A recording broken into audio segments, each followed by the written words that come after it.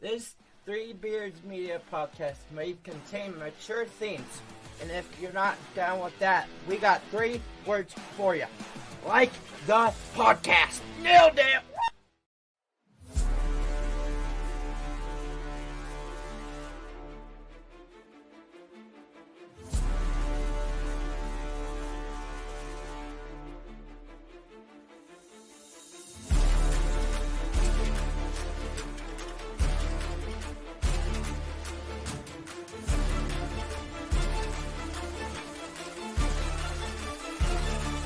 Drop it.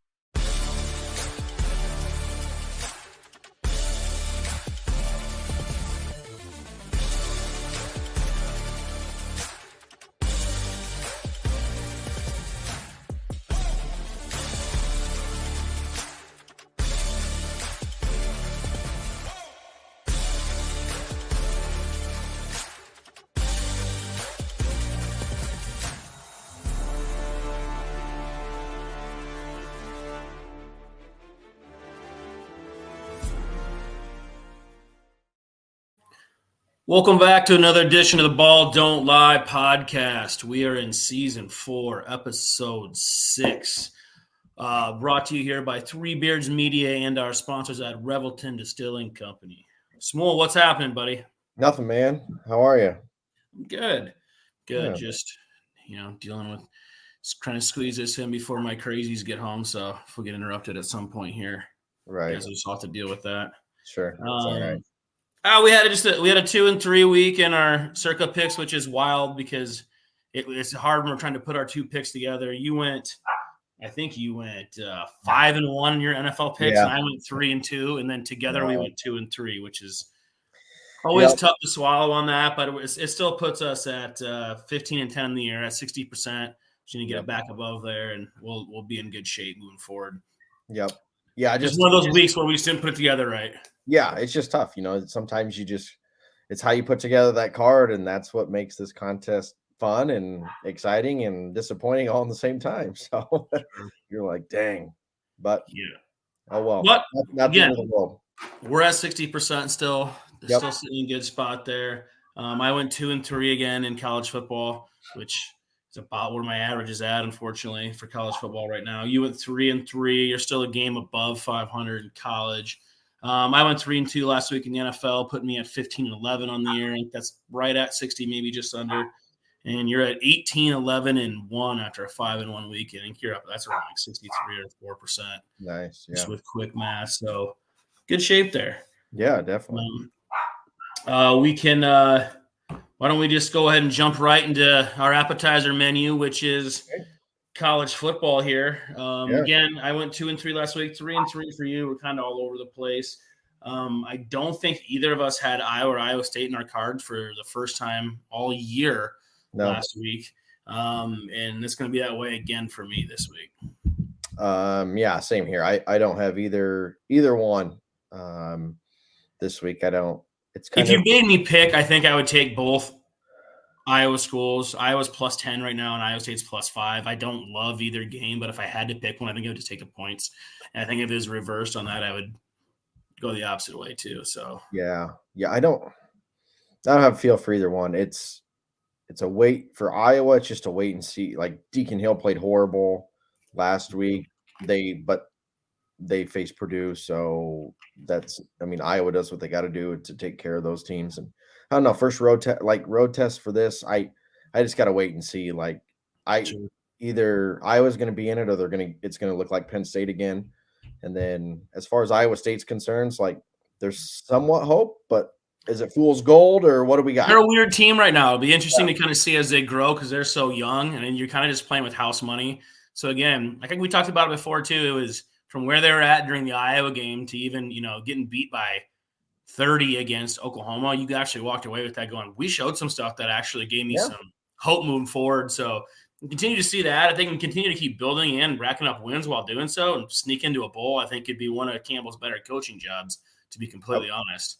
I 100% agree there. I actually told that to my UPS driver this morning. I bet you get quite the relationship with him. do I what do. you do at the shop there. Yeah. Yeah. He's been spent a little bit of time, get a couple packages there. But Yeah. why don't we jump into it here? I'm going to go back to the wagon. I have not been on the right side of Colorado, either for or against, for most of the season. I'm coming back this week and taking them at 11.5. I don't think Stanford's very good. I think Deion knows he needs to keep it rolling to kind of get that attention that's maybe shifted a little bit after some back-to-back losses and kind of a crappy win, if you can call it that, against, I think it was Arizona State last week. Mm-hmm. So I think they're going to win this game and try to win handedly. So I'm going to take Deion and the Buffs at -11.5. Okay. All right. I'm going to go with Arkansas plus 20 at Alabama. Here, I just think Arkansas is I've kind of had this team pegged, and they've lost 4 straight, so a little bit undervalued. 3 of those games are by 7 or less. Alabama, this game just missed for me. It's too many points, I think, for this game. Yeah, they just don't do it for me this year, right? Like, it's not your typical Alabama team that can go put up 40 on any given SEC school, and they just aren't built that way anymore. And so I don't know. It just seems like too many. A lot of respect given for Bama for a team that I think is very much down. So fair enough. I got a small special here. Oh, yes. I might have this one then. It's a little stinky off-the-radar game that's going to be on ESPN2, I think. Okay. I've been betting James Madison quite a bit, one way or the other, and I've hit most of the year. So I'm taking James Madison -4 versus Georgia Southern. I love it. This game is not on my radar, but I will be following you because I appreciate that. Yeah, I figured you'd like that. That's awesome. All right, I'm going to take Cal plus 13.5 against Utah. Cal to me is like I just think they're an underrated team. You know, you've been following them quite a bit this year. Yeah, you know, they scored 40 last week against Oregon State, so you know they can play like high scoring games, they can muck it up and play low scoring games. I don't know. Utah is off a bye. It's a little scary, but I just think Utah's eggs are all in the next 2 weeks. They play USC and Oregon. So I'm pretty much it's the spot play for me. I just think they're going to be looking ahead, and they just want to survive here, get out of this game, no injuries, and move on. So big I don't like playing these big lines, but I don't think Purdue is any good. And getting less than 3 touchdowns with Ohio State, who I don't think is a world beater like they usually are this year, but I think Purdue is that bad. I'm taking Ohio State -19.5. I think this should be above 3 touchdown spread. I think this is probably a point or 2 off. Just for that, I'm going to take Ohio State. I think it's going to be a blowout. I have this one with you, so I am on board too. All right, I don't need to add anything to that. I'm going to take a team here. You know, a few weeks ago when Iowa State beat Oklahoma State, everyone thought that this Cowboys team was like the worst team in the Big 12, and you kind of heard this narrative, and I don't know. They're kind of a weird team to figure out right now. Well, they're +3 at home against Kansas. Kansas is without Daniels, the starting quarterback. That guy, I think he means a lot to them. Extremely mobile. So I don't know. Maybe Oklahoma State found something. Last week was pretty impressive what they did to K-State. So I'll roll the dice here with the backup quarterback on the road, and I'll take the home team getting points. I'm taking Kansas. Oh, wow. Okay. Yep, I think we're getting enough value on these football teams because I don't think Okie State is very good. Sure. And I think that we're getting value right now with Daniels being out. Yep. I think Kansas is just better than them. So I actually do have Kansas -3 in this card. I think he would be closer to 6 or 7 points if he was playing. Sure. All right. Let's see. I'm gonna Texas A&M +3.5 at Tennessee. Here is we've seen Tennessee be preseason ranked. They were thought of to be this so-called good team. We both had Florida that week that they were just embarrassed at Florida. I don't think they're any good, quite frankly. I think the wrong team is favored here. I think they're living off. I think they're living off preseason hype. A&M let one kind of slip away against Bama last week. Yeah, they did. Yeah, I mean, I thought they were honestly the better team, but I think they bounce back here in a good way. So I'll take the 3.5. All right, I'm behind that. I got one play left, and this has to be the game of the week, probably, right? Uh, Washington, Oregon. Yeah, I'm gonna get in that game, and I just look. I'm not the biggest Penix guy. Maybe it's just me, but Sure. I'm just not sold on the guy yet. Maybe Katie's getting in my brain because he's a left-handed quarterback, and she's starting to rub off on me with their hatred of left-handed quarterbacks. Maybe that's all it is. Yeah. But I just think Oregon's better. I think defensively they're going to slow them down. I think Oregon's going to win. Like I do, I think the wrong team's favored here too. I think Oregon's a better football team. I think this should be a 3-point spread for Oregon, not against. And that's why I'm taking Oregon on the road, Washington. Yeah. But it's going to be fun to watch this game. I mean, the winner here is in the driver's seat to make the college football playoff. Yeah, I would agree. Yeah, this is must-watch TV. I mean, people who haven't actually tuned into the Pac-12 this year, the conference. The conference is great. These are two good football teams. I just think Oregon's head and shoulders. I just think they're better. I think they're a better team. I think they should be favored. Yeah, fair. Let's see. I got one more here. No, I got two more. Missouri plus 2.5 at Kentucky.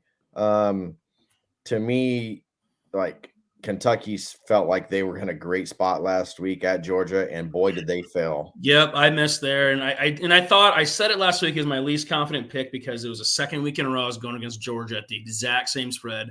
Yeah. They're at 14.5, and then it was exactly what I was afraid of happened. They came up and woke up and just smacked the life out of Kentucky, and that could be demoralizing there too. I get it. Yeah, so I'm just kind of basing it off of that. It's like, man, they were in a good spot and failed to show up, and Missouri's gonna. I think Missouri's just going to want to bounce. But they had a goofy, fluky, weird loss that end of the game to LSU last week. Yeah, that's right. I forgot about that. Yeah, so I just think Missouri's just much improved from last season. And really, Kentucky's only favorite here because of their record. So I'm going to take Missouri plus 2.5. I can get behind that. All right. I got one more, and it's ugly. Small special. Yeah, I mean it's a big game, but it's a dog no one wants. Miami, Florida plus North Carolina. Miami's lucky they didn't fire coaches last week. Well, I just. His explanation after the game, and you just got to get a hold on the football too. You kneel. The game's over. It is 1,000%. When your kids do everything right and you win the football game, so you went for adversity. His explanation after the game was horrible. I'm not sure if he came back and just really owned it the rest of the week. Yeah, I don't know either. But his presser made me think. And then I went back. They showed he's done this before. He lost a game at Oregon doing the exact same thing. So this wasn't a first-time deal. Right. This tells me right here in the big moments and stuff. I mean, that is, first of all, we talked about this a lot. How these coaches in big-time programs, and this is in the NFL too, have just their brains completely fry and freeze up with clock situation, man. And maybe they didn't play enough Madden. Maybe I've played too much in my lifetime. I haven't played in 10 years, but just playing video games and managing the situation of what you're down with the quick math on scores, whether or not to go for 2 or not, and whether or not to kick the field goal or go for it, and just where the clock's at and running it down. That was insanity. You snap the ball, you knee it, the game's over. It's over. You won the game. Right. The only thing you could do to give them a chance to win this game was try to run and get yards and lose the football. That's the only chance you had, and then they did, and they deserved it. Yeah. Yeah, no, I agree. It just sets up for a good bounce back. North Carolina is a weird, like defensively, they're no good. They give up. Look, they have a stud at quarterback, and that's it. The rest of their team's not that good. Drake May's a freak. I love Drake May. I'm on record saying I think he has a chance to be better than Caleb Williams in the draft. So I actually don't disagree with that. The number 2 teams, I think he'll be a second quarterback off the board, and I think you're getting the stud. I think he's incredible, but his team's not. So I actually completely agree with you on this play. I'll probably be following you. Okay, cool. Cool. That's all I got. I got 5 plays for me here and 6 for you. I mean, kind of run through them quick here. I had Colorado minus 11.5, James Madison minus 4, Ohio State minus 19.5, Kansas minus 3, and Oregon plus 3.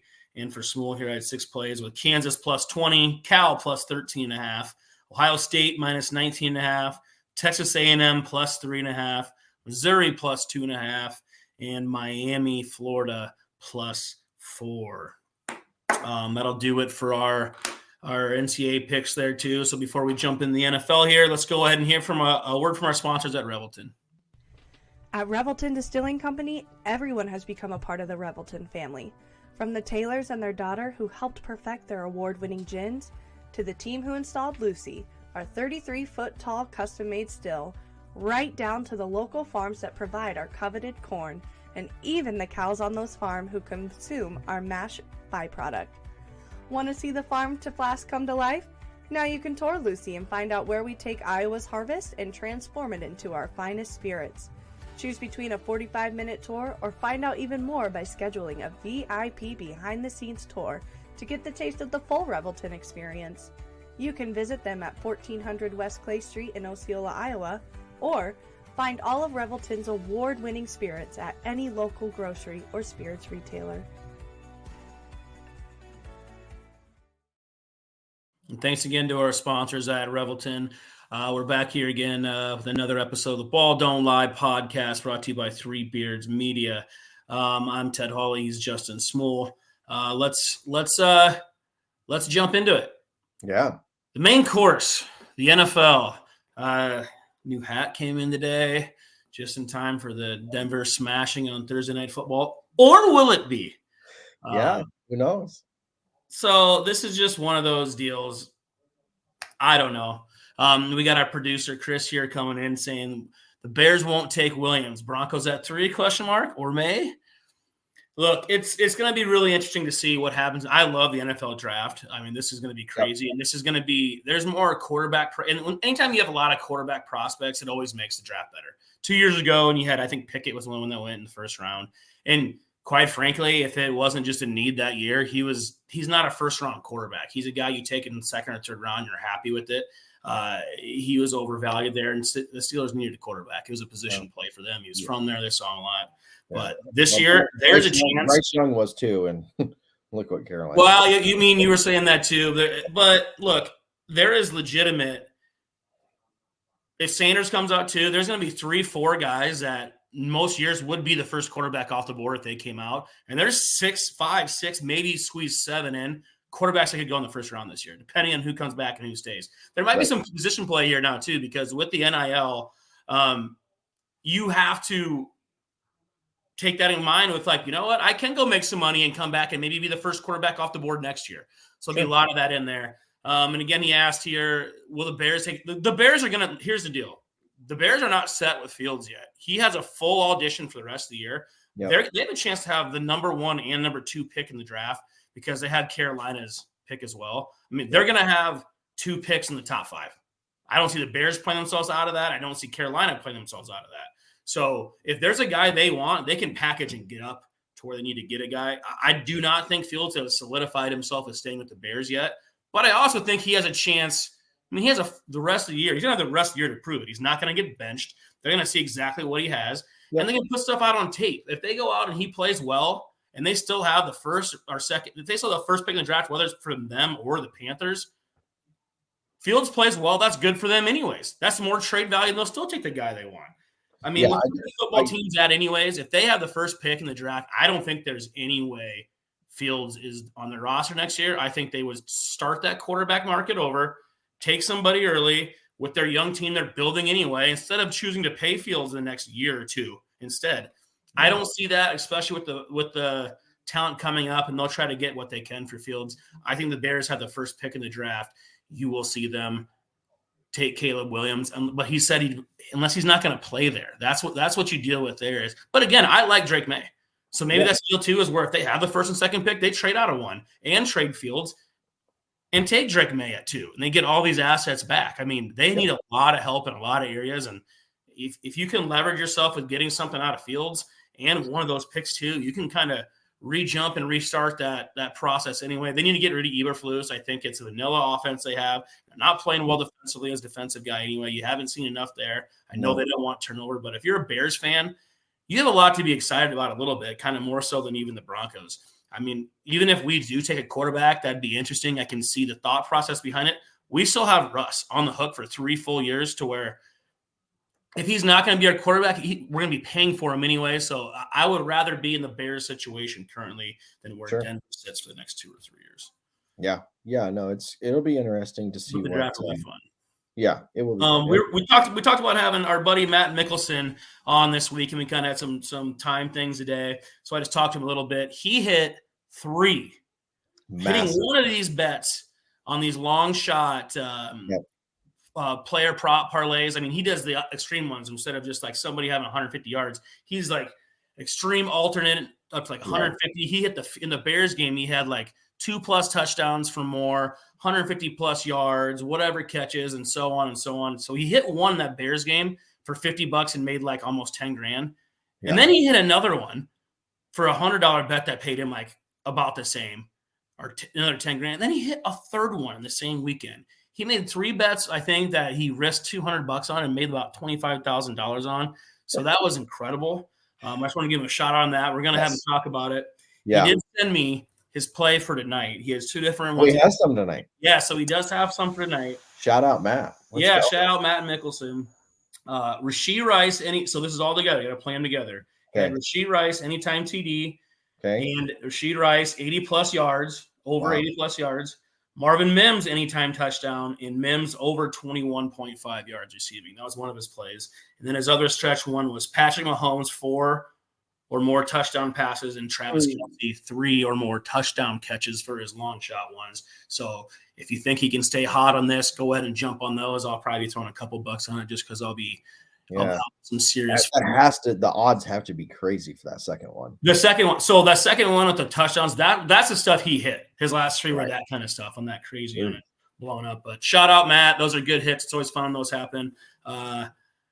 Listen, we say put pizza money on it. He put a little more than pizza money on those bets. Yeah. This is where you play your pizza money on. You put your $5, your $10 tops on these type of bets. And they're awesome just to chase if you can hit one of them. That's awesome. But I got 5, maybe 6 plays. I cannot decide if I'm adding a 6th play here yet, but it could be a potential play for us in our circa plays if we need to agree. But I don't know how many plays you have this week, but I'll let you go ahead and start us off. Okay, first one, I'm going to take the Saints -1 at the Texans. Here, I'm not really giving the Saints a whole lot of credit from last week, right? I liked them last week, and they just dominated the Patriots, but the defense is for real here. And I think too, look, we both like Stroud. We both like what the Texans are doing, but it's just a step up in class, right? And even though Stroud was impressive that last drive, led him down the field. We had the Falcons last week in a winner for us. We did. I mean, it was a sweat. We just hit it. It was an absolute sweat, but the Texans got to play. They're low scoring team, right? And this is going to be just a different test for Stroud. Well, this made my card as well, so this will absolutely be a circa play for us. Okay. But again, Stroud has to continue. He's played perfect football. He has. To this point too, and he's still a rookie quarterback. So for them to be in these games, and they're going to lose these close games too, he has to be absolutely perfect for them to do this. And this is an opportunistic defense and a very good defense. And I just think this is a week where you're actually going to see – he is still a rookie. He's going to make mistakes, and their offensive line's not very good. So I just think this is the week where he's going to show a little more of the rookie stuff because they asked him to do a lot and asked him to be perfect, which is a lot to ask a young kid on a not very good football team. This is my favorite play of the week is the Saints -1. Oh, wow. Okay, cool. Well, we start off with agreement right out of the gate. That's nice. Yeah, for sure. Well, I'll keep it here on the Thursday night game. I'm going back to again. Got the new hat in. Going to play the Broncos. The Chiefs are, in their last 25 games, are 11-14 against the spread. They win a lot. They don't cover that much. No, they don't. I think this year they've covered more than they have in the past. I think they're like 3-2 ATS this year. Yeah. This is a lot of points. They can still dominate the football game, and Russell Wilson scores a touchdown with 2 minutes to go, and they lose by 10. Yeah. That's a cover. Yeah. So I just think this is a lot. I don't think Denver's live here. I do not think it's going to be a blowout tonight for whatever reason. I just think that this is nuts. I saw Kelsey's coming back. He's playing this week. You still have Mahomes. It's a short week. It's a division game still. I get it. Denver's been an absolute disaster. There's weather down there today too. And look, that mucks it up on that too. Yeah. I really do think they're going to cover. I think I can keep it within 10. And that's all I got to do to cover this spread. I actually got it at 11 right now. Guess it was at 10.5 start today. It's already up to 11. Be interesting to see where that goes by kickoff. But I got Denver plus 11 tonight. All right. Let's see here. Boy, I got some ugly ones, man. Let's go. It is a tough week. Bears +3 against the Vikings. Well, I'm glad that we waited on this, and so I want to see it because the Vikings just missed for me. Really? So Okay. I want to hear you why on this, because the Vikings just missed for me. So a few things. First, weather. There's supposed to be some weather going through. I think that does favor Fields a little bit in this situation. I also think losing Jefferson is clearly it's just a major Well, I loss. mean, he's the most important non-quarterback player to their team success in the league, I think. I would agree, 100%. I'm not saying you can argue he's the best receiver now, but if you take away Hill on Miami, they still got other weapons running around too. I think he's so important to their success. It's nuts. Yes. Kelsey might be a close second, honestly. Yeah, you can make the argument. Sure. So I just wonder where the Vikings heads are at after last week's loss, right? That probably felt like to them just a huge, like it was kind of demoralizing, I think, for them. It was. But the other reason here too that they missed for me is I don't think Jordan Addison practiced yesterday. Oh, okay. I didn't. So you might be without your number 1 and 2 receivers, and that's what kept it off my card. I do still like Minnesota, though, and just a kind of a weird Kirk Cousins bounce back under the radar type game. It kind of screams at him to do that. But the weather could be a part there, too. I'll stay away from it, but I don't think this will make our circa. Okay. Yeah, and the other thing, too, with me is like I don't know the like crazy X's and O's here, but I know what my eyes tell me. And the Bears the last 2 weeks have definitely changed up the game plan with Fields. They like if you watch the Thursday night game against the Commanders, that was a whole different Bears look. Sure. The playbook was different. Whatever they did, it was different. And I think, maybe we see that go. Maybe they're at this. Well, I mean, look, they had the Broncos beat. They did. They gave up a 3-touchdown lead in the fourth quarter. They should be off back-to-back wins right now. Right. So, and I don't know. So I'm just kind of going off the last 2 weeks based upon the Bears. I'm like, you know what? I at +3. I mean, geez. Look, this is enough to make me completely stay away from the game. I don't love this play, but everything you're saying absolutely makes sense. Okay, sure. Another play here. I'm going to ride. We're going to see if it's fool's gold. We're really going to find out because yes, the Bengals look back. It was against a bad Arizona team. But the connection back with Chase, just getting the football, Burrow actually moved around the pocket a lot better. I know you're not very big on the Bengals anyway. I am. We're just completely different avenues on how we feel about them. That's just probably not going to change. I just think that this is a spot to where for them, the season has to keep going. We talked about it last week. You have to get it done here to move forward. Yep. They're not quite in that desperation mode now, but this is a team against a good team to show what he's got. They're 2.5-point favorites. I don't know if you can hear The Office going in the background. The theme song's going there. That's fine. But they're at home playing Seattle. It's a long – Seattle always traveling a long ways. It's something for me on that too. And it's supposed to be cold again. Yeah. I think they're going to win this football game. And if I think they're going to win the football game, hopefully they cover on that. I do think it's going to be a good football game. Yeah. I'm going to take the Bengals again so we can hop back on that train. Okay. Yeah, I'm kind of off this one. I would just say like Pete Carroll off the bye. The Seattle's kind of that goofy team to figure out. They're really hard to figure out. I don't know if they're good or not. I didn't know that last year. I still don't have any idea. I mean, yeah, they have that nice road win at the Lions. Sure, but then they also got thumped by the Rams. Yeah, in week 1. Yeah, they're a really weird team. And then the other two wins were Carolina and the Giants, I believe. Yeah, because we had them on the Monday night game. Yeah. I just think that this is a spot to where the same, like you said, you know what team you're getting with Seattle. I think it's week to week. I just think there's desperation mode with Cincinnati to where they're that kind of team because it's not just being mediocre is such a step back for the last 2 seasons that they have to get this game. Yeah, they do. It is a must win. I think T. Higgins is going to play too, which is big. They didn't have him. Yeah, that would be a big addition. Yeah, and I don't like the Bengals defense too. I don't like that defense. No, that is the problem. Is defensively they're softer in the middle than they have been. So we're gonna see if that gets fixed or not. Okay. All right. I got maybe an uglier play than the last one. Jets +7.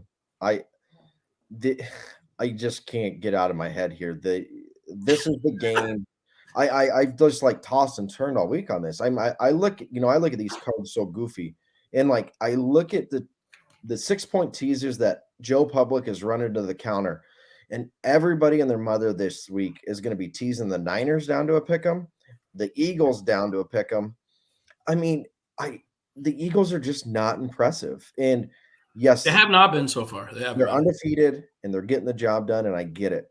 But at some point it's gonna break, and it truly feels like it's this week.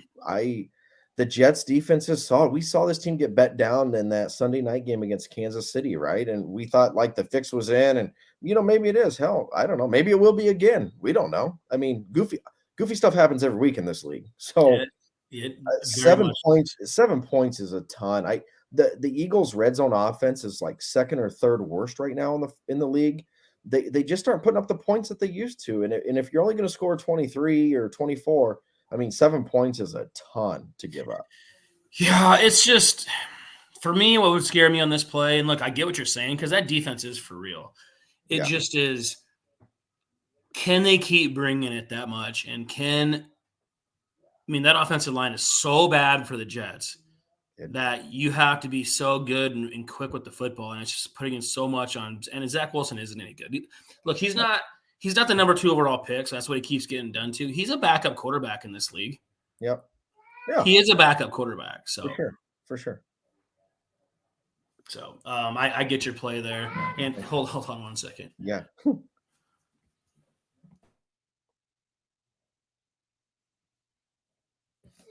Sorry about that, but Bradley just got home. I have 2 more plays left here, and I think this one's going to be disgusting. I don't think you're going to like it for lots of reasons. It's against your team and a team that you don't like. I'm going to the well and taking the Patriots +3 at Vegas. Okay. The Patriots have been complete. Every talking head and talking show in as just – is Bill Belichick getting fired? Is the headline on every single talk show this week and today as I was listening. They're winning the football game. Okay.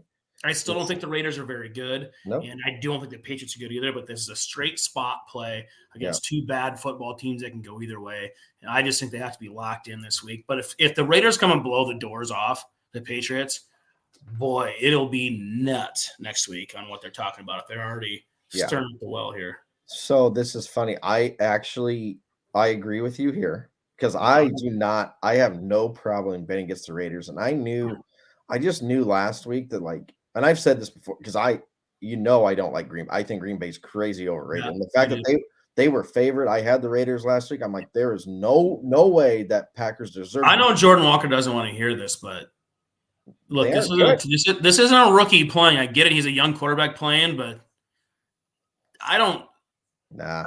man, I'd be nervous about. I said it when he was on with us. Like the guy ain't good. Sorry. He doesn't look the part yet. That's for sure. No. And look, so this Raiders team, if you just bet them as like small dogs or 3-point dogs in the last 3 seasons, you're doing pretty well. If you fade them when they start turning the corner to these 3 and 3.5 point favorites, you're going to do well. This isn't a good role or spot for them to be in. And the spot play here is off the charts on why everybody I bet the public's going to be heavy on Vegas here.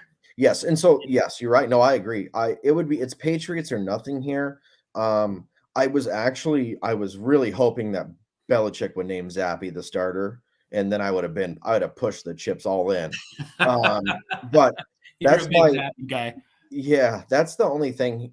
But I totally agree. Like, if there's ever a max effort for the Patriots, it's this week. So I'm behind it. I'm gonna add here. I got a couple more. I'm gonna take the Cardinals +7.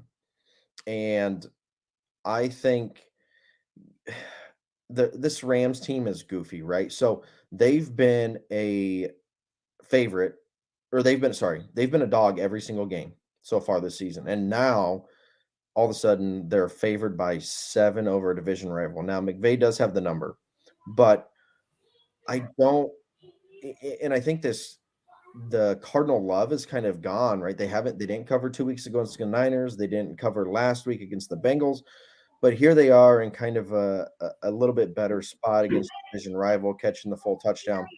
I don't know if this Rams team is built to be laying. It's kind of similar to the Raiders, right? Like, do you really want to lay it with a Rams team, give them touchdown to anybody? Not for me.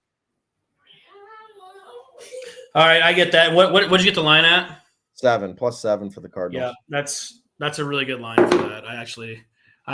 This is a just miss for me too. This is a possibility to make our stuff on that. So Okay. I have one play left, I believe, and it'd be interesting to see what you think about this. All right. The line's up to 2.5 now, and that's a Monday Night Football. I'm on the record of not being the biggest Chargers fan in the world, especially with their head coach. I do think Dallas is a better football team then, but there's just something weird about them Cowboys getting punched in the mouth and kind of an identity crisis thing right now, and the Chargers still in that must-win situation too. This is at home. I think it should probably be closer to a pick 'em. So I love getting the points here. I'm going to take the Chargers at home, getting 2.5. Yeah, I completely agree. Chargers are on it for me. I like him too. I think Dallas is honestly, we talk about teams to figure out, right? Well, who the hell is this Dallas team? We don't. So they beat the Giants week 1. Well, how does that look? No good. They beat Zach Wilson and the Jets week 2. How does that look? Well, not that impressive, right? I mean, then they go lose to the Cardinals, and then they beat the Patriots. Well, we don't know anything about this Cowboys team right now. No, we haven't. And they're that typical team that they beat up on those. When they beat the teams, they make it look bad and weird. But look, you lost to the Cardinals. Yeah. Like the Cardinals are not good. No. So there's all kinds of stuff on this to where I'm with you. Look, Dak is just Chargers are Jerry's got a decision to make there. Are you going to go pay this guy $50-60 million? Like you're looking at places like Denver. Yeah. Denver's been paying Russell Wilson that money. Like Russell Wilson's still a starting quarterback in the NFL, but you don't want to be paying him over $50 million on cap hits. That could be looking around going like, man. And if you think that them bringing in Trey Lance to get a good close look at him for a year wasn't intentional on what they're going to do with Dak, you're not paying attention because if he's not sure that Dak's going to be that guy to pay that money to, he's going to move on and go elsewhere. I mean, you got a Kirk Cousins out there in the offseason you can maybe get for $30 to $35 million a year instead of $50+ million. Yep. I mean, Kirk Cousins, why is he different than Dak? I don't think Dak is going to take less money than that. And I think somebody else out there will probably go ahead and pay him the money he wants because people are so crazy on that part too. You know, maybe in Atlanta or somebody comes in and overpays for him. I do still think Fields has a chance to end up in Atlanta. He's a Georgia kid, and he's like a better version of what Art did with Tannehill. So watch that. But I'm taking the Chargers. Sounds like you're on them too. That'll be another circa play for us. So that's awesome. Yeah, I got one more here to add, and it's a late one, and I'm going to take the Commanders plus 2.5 at the Falcons. It's kind of the other thing, and like the spot play, I like it. Yeah, there's just certain teams, right? Like I think people are forgetting the Commanders took the Eagles down to the wire. In fact, they should have went for 2. That made no sense to take that game to overtime. We talked about, you alluded to coaches making stupid decisions. That was the one. I've listened to so many podcasts that actually in game, when that game went to overtime, the Eagles were minus 200 to win the game. Well, what the Commanders have, your odds are way better. You had it there. You need 2 yards. Line it up and take your chance. You have 2 yards and you win the game. Yes. When you have chances to steal games like that, you do it. You have to go do that. You do it. And the teams that don't do that, like if the reverse of it, Philly scores there, they want to go to overtime. They know they're better. Right. More can extend the game with that. They have a better chance to win. It was an absolute mistake there. Yep.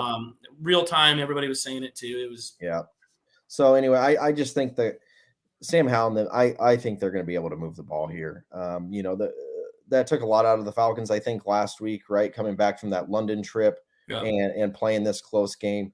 I just kind of question how much will be kind of left in the tank. And I think the Commanders are going to be desperate after that.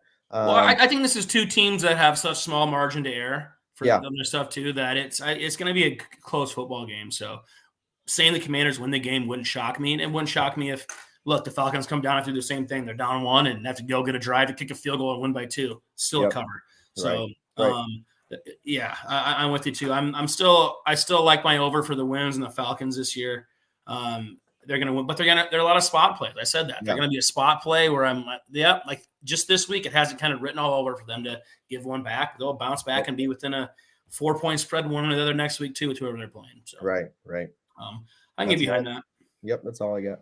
Well, cool. I got 5 plays this week. You have 6. Again, we are 15-10 on the season for our Circa plays. You are 18-11-1 in the NFL. I am 15-11 in the NFL. We will publish our Circa plays usually on Friday or Saturday morning. We'll get those put out there and what we play for that. But I'll read through here quickly again. I have 5 plays were Denver tonight plus 11, Saints -1, Patriots +3, Bengals -2.5, and the Chargers +2.5. And 6 plays for Justin with the Saints -1, Bears +3, Jets +7, Cards +7, Chargers +2.5, and the Commanders +2.5. Again, thank you to our sponsors at Revelton and Three Beards Media. Thanks to Chris Spaghetti in the background producing this for us. You got anything to add this week? No, man. I'm another week here. I'm ready for it. Yeah, time for us to get back on that website wins, getting 3 or more wins. I can feel it. It's a 4-1 week for us. I can feel it. Yeah, I love it. I love it. All right. Well, again, I'm Ted. He's Justin. Cash that ticket.